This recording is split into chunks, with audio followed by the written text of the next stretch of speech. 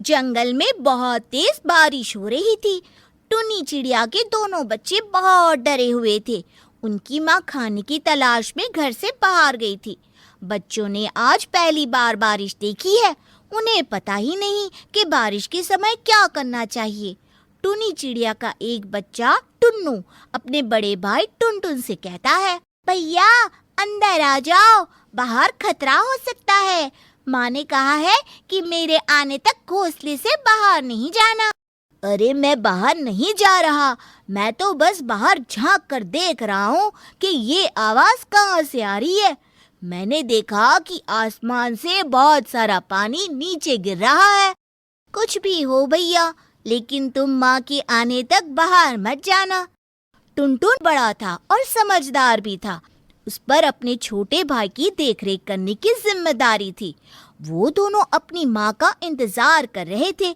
इधर टुन्नी चिड़िया जो अपने बच्चों के लिए खाना लाने गई थी, बारिश की वजह से एक पेड़ की डाली पर बैठ गई।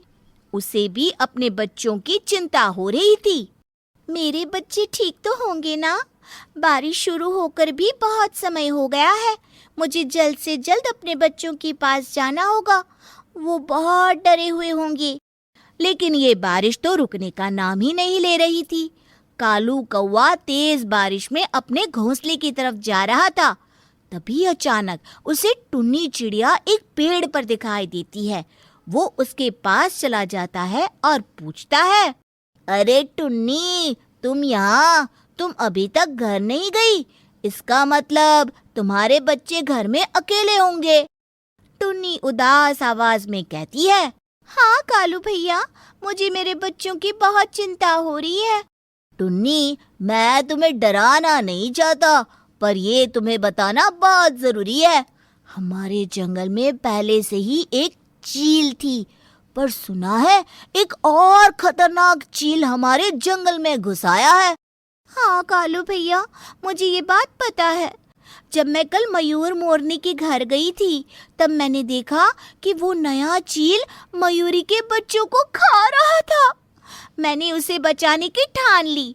तब मैं उस चील के पास गई और मैंने उससे कहा, अरे ओ चील, छोड़ इन बच्चों को, नहीं तो तेरा बहुत बुरा हाल होगा। और फिर चील को गुस्सा आ गया और वो मुझसे कहने लगा, अरे ओ चिड़िया, तुम्हारा दिमाग तो ठीक है ना? भाग यहाँ से। अगर मेरा पेट भरा हुआ नहीं होता तो मैं तुम दोनों को भी खा जाता। पर देख लेना, आगे चलकर तुम मुझे कहीं पर भी दिखाई दोगी तो मैं तुम्हें नहीं छोड़ूंगा। ऐसा कहकर वो नया चील वहाँ से उड़ गया। टूनी कौवे को ये सारी बातें बता रही थी। अच्छा, तो ये हुआ था मयूरी के साथ। बहुत बुरा हुआ।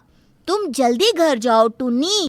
हाँ कौवा भैया, बारिश रुके या ना रुके, मुझे कैसे भी करके बच्चों के पास जाना होगा। ठीक है टुन्नी, मैं चलता हूँ। और कालू कौवा वहाँ से निकल जाता है। बारिश बहुत तेज थी। खुद की जान की परवाह ना करते हुए टुन्नी तेज बारिश में अपने बच्चों की तरफ निकल पड़ी। बारिश रुकने का नाम ही नहीं ले रही थी, पर टुन्नी को अपने बच्चों के पास जो जाना था, वहीं किसी पेड़ पर एक चील बैठा हुआ था जो टुन्नी को देख लेता है। वो देखो, अपना शिकार खुद चलकर हमारी तरफ आ रहा है। तेज बारिश में इसे खाने का बहुत मजा आएगा। टूनी इस बात से बेखबर थी कि जहाँ से वो जा रही है वहाँ पेड़ पर चील है। चिड़िया, रुक जाओ, इतनी तेज बारिश में कहाँ जा रही हो? टूनी चिड़िया शिकारी चील को देखकर बहुत डर जाती है, पर टूनी बहुत ही होशियार और समझदार थी। जी जी जी जी, वो मैं अपने घर जा रही थी। ऐसे कैसे जाओगी? अब तुम हमारे इलाके में आ चुकी हो। तुम अपने घर जाने के बजाय सीधा हमारे पेट में जाने वाली हो। उसकी ये बात सुनकर टूनी डर जाती है। उसे कुछ भी समझ में नहीं आ रहा था कि वो क्या करे। तभी टूनी के मन में एक आइडिया आता है। अरे भाई, तुम मुझे कैसे खा सकते हो? मुझे पहले से ही खाने के लिए किसी ने रिजर्वेशन कर रखा है। क्या कह रही हो? ऐसे कैसे? कौन है वो जो हमारे होते हुए भी खाने के लिए रिजर्वेशन कर रखा है? वो मेरे घोंसले के पास रहने वाला एक नया चील है। वो मुझे खाना चाहता है। क्या तुम सही कह रही हो? हाँ चील भैया, यही नहीं, उसने मेरे बच्चों को भी खा लिया है। अगर तुमने मुझे खा लिया तो वो तुम्हें नहीं छोड़ेगा। मुझे खाने का हक सिर्फ उन्हीं का है। चील गुस्से में आ जाता है और कहता है, किसके इतनी हिम्मत है जो हमसे टकराएगा? अगर हिम्मत है तो चलो मेरे साथ और उस ताकतवर चील से एक बार लड़कर भी देख लो। अगर तुम जीत जाओ तो मुझे खा लेना। बताओ, है मंजूर? हाँ हाँ, चलो हम देख लेंगे। उसको लेकर टूनी चिड़िया निकल पड़ी उस शिकारी चील की तलाश में जिसने मयूरी के बच्चे खाए थे। टूनी चिड़िया आगे आगे और शिकारी चील उसके पीछे पीछे उड़ रहा था। आखिर टूनी चिड़िया उसे लेकर शिकारी चील के इलाके में आ ही गई। वो चील वहीं पेड़ पर बैठा हुआ था जिसने मयूरी के बच्चों को खाया था।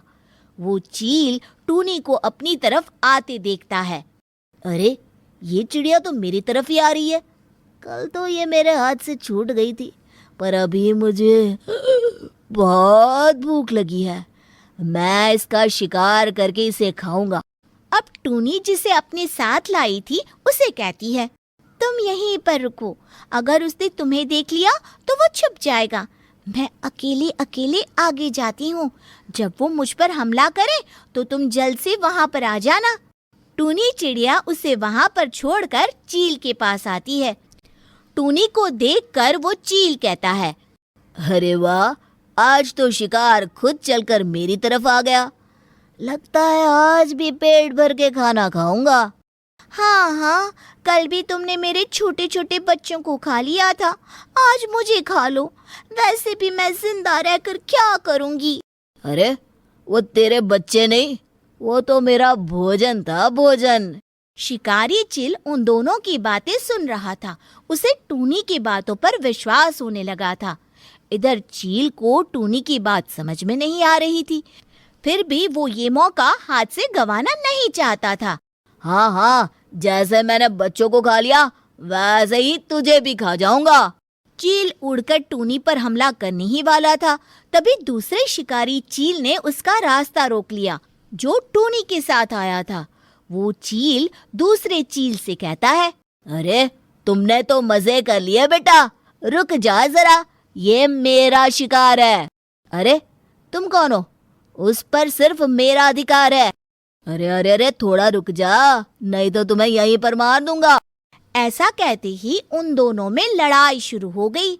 दोनों में इतनी तेज लड़ाई हो गई कि दोनों घायल हो गए और जमीन पर गिर गए। दोनों के शरीर से बहुत ज्यादा खून बह गया था।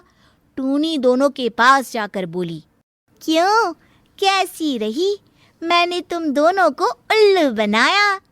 मैंने जानबूझकर तुम दोनों में झगड़ा लगवाया था ताकि जंगल के बाकी पशु पक्षी सुरक्षित रह सके। अरे चिड़िया, तुमने ये ठीक नहीं किया। दोनों चील इतने घायल हो गए थे कि उन्हें अपनी जान गंवानी पड़ी। चलो, इनका काम तो तमाम हो गया, पर इन दोनों के चक्कर में मैं तो अपने बच्चों को भूल ही गई। टूनी चिड़िया उड़ते हुए अपने घोंसले की तरफ चल पड़ी। वहाँ दोनों बच्चे माँ का इंतजार कर रहे थे। पास में कालू कौवा भी बैठा था।